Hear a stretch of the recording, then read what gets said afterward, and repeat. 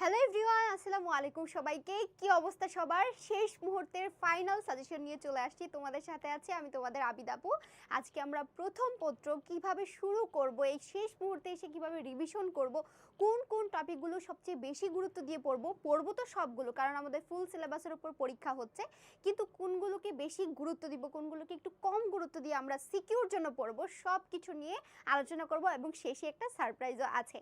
তো পরীক্ষা আমাদের দোরগোড়ায় চলে আসছে, আমরা অলরেডি অনেকেই রিভিশন দেওয়া শুরু করে দিচ্ছি, কিন্তু বুঝতেছি না যে কিভাবে কোন কোন টপিকগুলো পড়াশোনা করব, তাই না?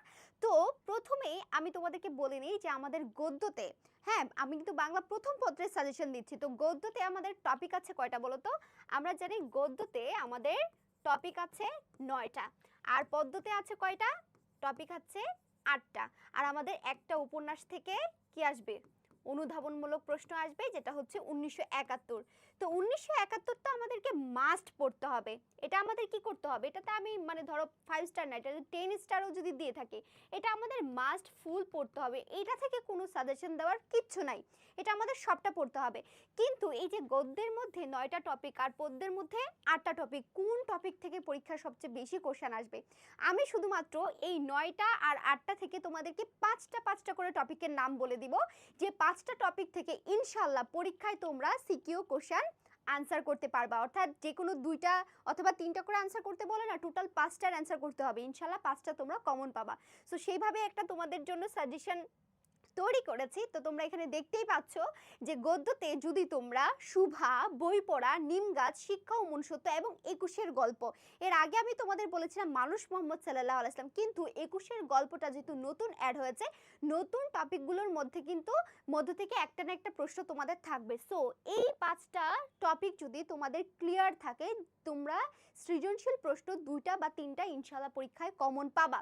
তাহলে আমরা কি কি পড়বো? এগুলো প্রত্যেকটাতে আমরা 5 স্টার করে দিব, প্রত্যেকটাতে আমরা 5 স্টার। 5 স্টার মানে কি বলতো?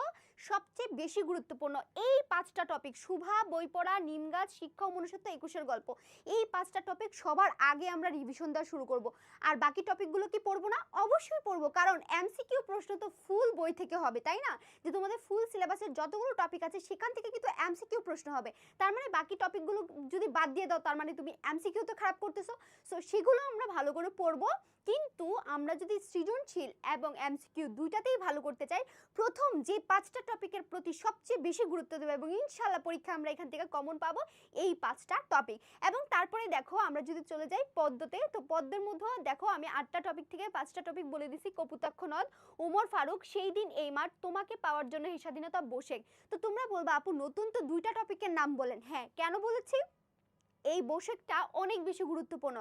এই জায়গায় কিন্তু শ্রমজীবী মানুষরা যে কিভাবে অবহেলিত, তাদের এই মানে তাদের অবহেলার দিকটা কিন্তু খুব সুন্দরভাবে ফুটিয়ে তুলেছে। তোমরা সবসময় দেখবা পরীক্ষার সময় একটা মুক্তিযুদ্ধ রিলেটেড প্রশ্ন অবশ্যই থাকে, আরেকটা হচ্ছে শ্রমিকদের শোষণ বঞ্চনা, এই টাইপের সৃজনশীলগুলো কিন্তু বেশি থাকে, আরেকটা হচ্ছে শিক্ষণীয় বিষয় যেমন বই পড়া, শিক্ষা ও মনুষ্যত্ব, এই টাইপের প্রশ্নগুলো কিন্তু তারা কম্বাইন করে দেয়। তো সেই ক্ষেত্রে যদি আমরা বিবেচনা করি, তাহলে কিন্তু আমাদের জন্য বসেকটা অনেক বেশি গুরুত্বপূর্ণ। মুক্তিযুদ্ধের কথা চিন্তা করলে তোমাকে পাওয়ার জন্য এই স্বাধীনতা গুরুত্বপূর্ণ, আর এই জায়গায় ওমর ফারুকটাও গুরুত্বপূর্ণ, কারণ এর আগে আমরা হচ্ছে তোমার মানুষ মোহাম্মদ সাল্লাল্লাহু আলাইহি ওয়াসাল্লাম দেখেছিলাম, সেখানেও কিন্তু আমাদের মহানবী হযরত মুহাম্মদ সাল্লাল্লাহু আলাইহি ওয়াসাল্লামের যে হচ্ছে তোমার নীতিবান, তার চারিত্রিক গুণাবলী নিয়ে কথা বলেছে। এখানেও কিন্তু ওমর ফারুক রাদিয়াল্লাহু তাআলা আনহুর চারিত্রিক গুণাবলী নিয়ে কথা বলা হয়েছে। তো আমরা যে কোনো একটা এই জায়গায় রাখলাম। আর কপোতাক্ষ নদ থেকে তো তোমরা জানোই সবসময় মোটামুটি প্রশ্ন হয়। তো এই 5টা টপিক যদি তুমি সবার প্রথমে রিভিশন দিয়ে ফেলো, আর বাকি কবিতাগুলো তো অবশ্যই পড়বা, ওগুলো অনেক ইজি আছে। তারপরে তো কি যেন বলে, এই জায়গায় যদি তুমি এই কয়টা টপিক ভালোভাবে পড়ে ফেলো, তাহলে ইনশাল্লাহ পরীক্ষায় তুমি 3টা 2টা যে কোনো জায়গা থেকে 3টা অথবা 2টার অ্যান্সার কিন্তু করতে পারবা। ওকে, তো আর উপন্যাস থেকে যে কাজটা করতে হবে, 1971 পুরোটা উপন্যাস কিন্তু ভালোভাবে পড়ে ফেলতে হবে। এটাতে কোনো ধরনের কম্প্রোমাইজ করা যাবে না, কারণ এইবার আমার মনে হচ্ছে স্টুডেন্টরা সবচেয়ে বেশি যে ভুলটা তারা করতেছে, উপন্যাসটাকে হেলাফেলা করে। যারা যারা উপন্যাসকে হেলাফেলা করবা, এখানে কিন্তু 20 নম্বর তোমার হাত থেকে ছেড়ে যাওয়ার সম্ভাবনা অনেক বেশি। সো আমাদেরকে 1971-এর সবচেয়ে বেশি গুরুত্ব দিতে হবে। এখন তোমরা বলবা আপু এগুলো যে পড়বো কিন্তু আমাদের তো মনে থাকে না, বা হচ্ছে সৃজনশীল প্রশ্ন অনেক সময় আমরা হচ্ছে অ্যান্সার করতে পারি না। হ্যাঁ, উদ্দীপকটা কি বলতেছে একটা কবিতা দিয়ে দেয় কিন্তু সেটা রিলেটেড আমরা প্রশ্নগুলো বের করতে পারি না। এটার জন্য কিন্তু তোমাদের জন্য আসতেছে আমাদের স্পেশাল ক্লাসগুলো, যেগুলো তোমাদের পরীক্ষার 1 সপ্তাহ আগে থেকে আপলোড হতে থাকবে। গদ্যের একটা ক্লাস, পদ্যের একটা ক্লাস, তারপর হচ্ছে সিকিউর ক্লাস, এমসিকিউর ক্লাস, উপন্যাসের ক্লাস, এগুলো কিন্তু তোমরা পরীক্ষার আগে একটা একটা করে আপলোড মানে পাবা, অবশ্যই পাবা, ইউটিউবে কিন্তু চলে যাবে। সো এগুলো নিয়ে টেনশন করার কোনো দরকার নেই। তবে আজকের ক্লাসে আমি যেটা বলছিলাম শুরুতে, যে শেষে একটা স্পেশাল জিনিস আছে, সেটা কোনটা?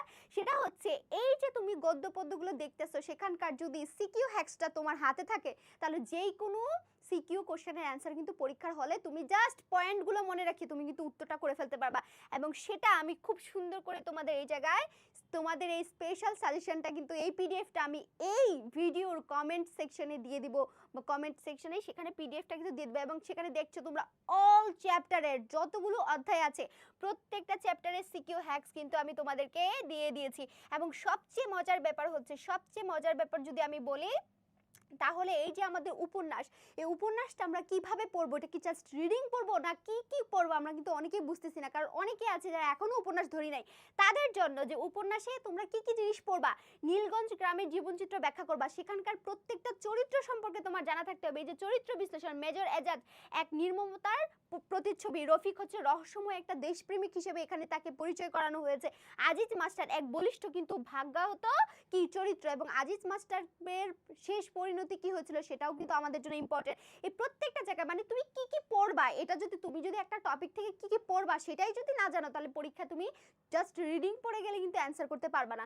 সো এই জায়গায় দেখো সুন্দর করে তোমরা কি কি টাইপের কোশ্চেন আসতে পারে আমাদের পরীক্ষায় অনুধাবনমূলক, সবগুলো কিন্তু আপু এখানে দিয়ে দিয়েছি।